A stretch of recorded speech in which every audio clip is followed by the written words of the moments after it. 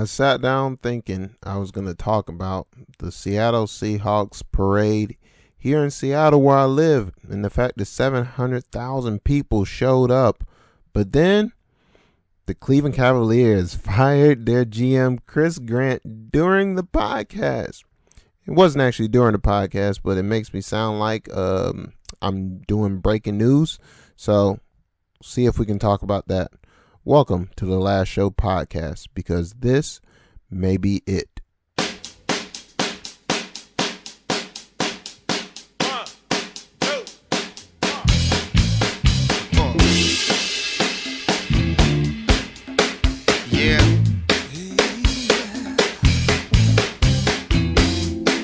Talk to me.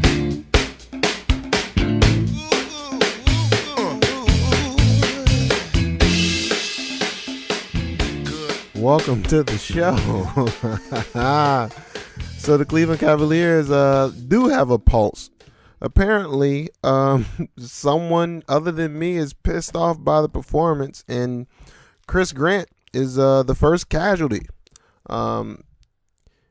Is definitely not the last. I mean, if Dan Gilbert's still owning the team, it's time to cue up some of that Comic Sans font, because we're about to go in. Chris Grant fired. I think if you're going to fire the GM, it is the perfect time to go ahead and fire him, because funny enough, they can still salvage the season. As crazy as it sounds, I think they got 16 wins, 16-33, and the Wizards are like 24-24.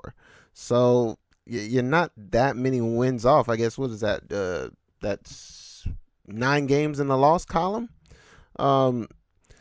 You can make that up. I mean, it's like almost 40 games left in the season, so they can make that up. Oddly enough, while I stare at my Dion Waiters bobblehead, which is weird that I have one, but he's going on eBay later today if y'all want him, because my friend is on deck.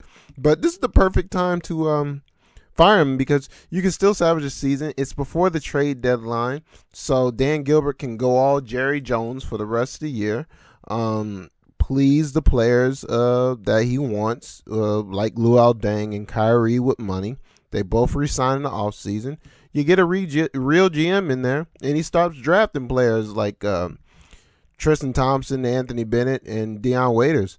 And I like Dion Waiters a lot, but, the bottom line is, people don't like playing with him.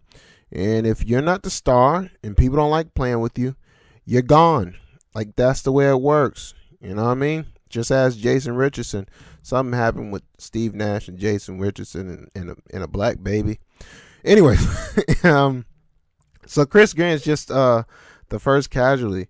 Oddly enough, though, because they fired him, with time in the trade deadline, it almost shows some vision, which is a funny thing to say, but it shows some vision, because even if they don't get rid of guys, you eliminate Chris Grant from having a great lottery pick, because right now the Cavs are basically one of the 3 worst records in the league.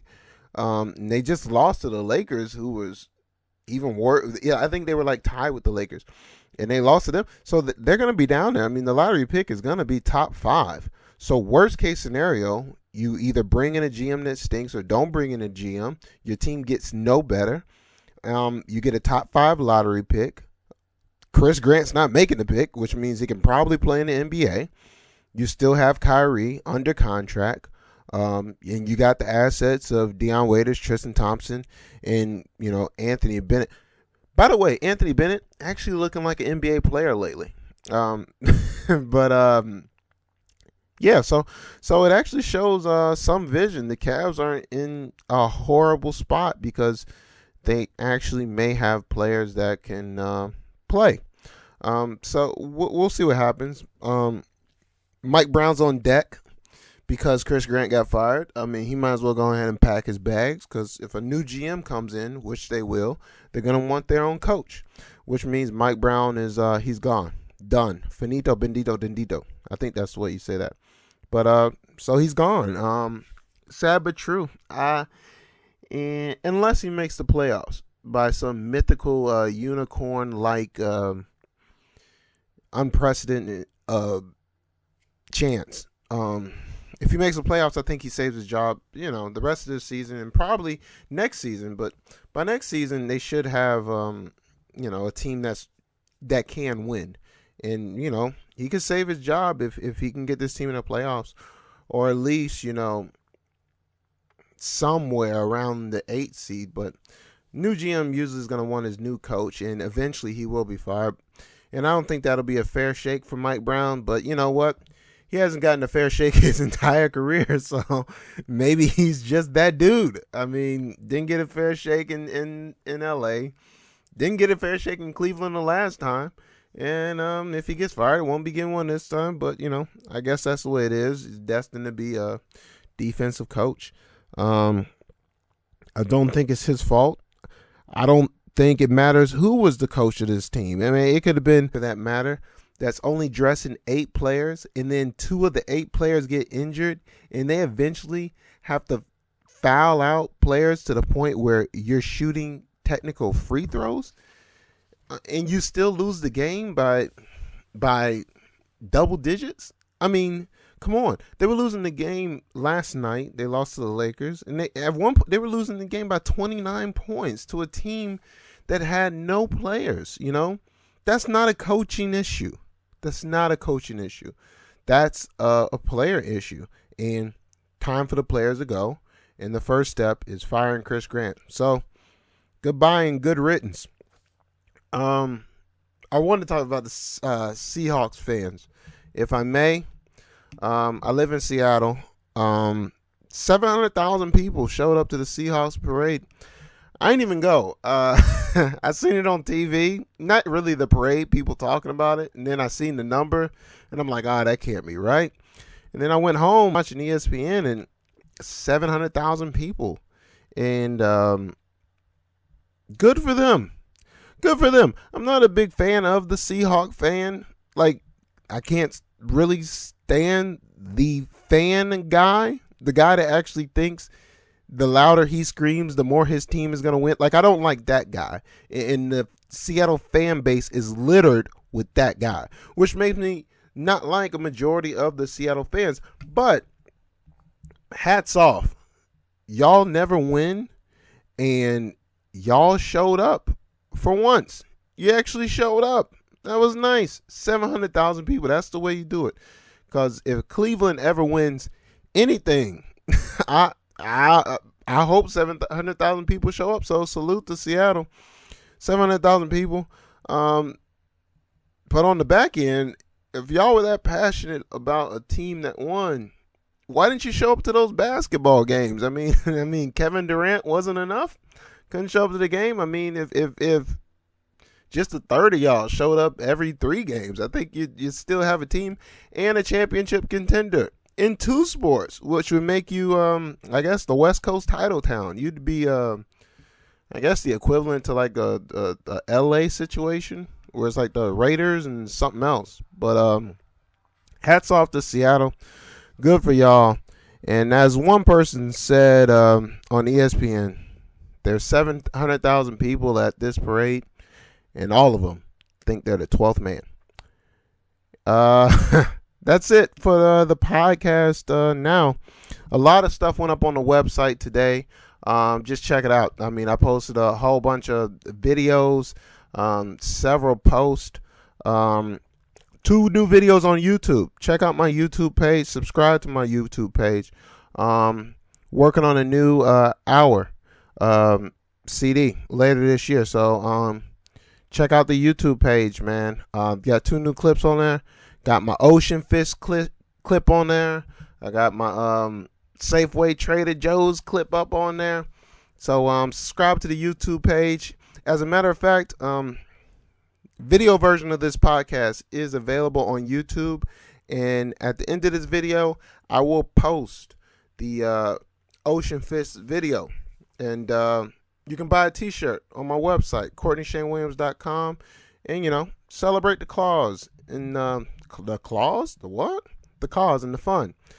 Other than that, thanks for listening to the show. be sure to always check out comedicpros.com for what's coming up. Also, you can hear me on Pandora, Spotify, and you can buy my album on iTunes. Do all that, man. I'm all over the internet. Thank you for supporting. Subscribe to the videos, man. Spread them around. Let it know the wildfire's on. Follow me on Twitter at Courtney Shane. Thank y'all for listening to the Last Show podcast. Holla.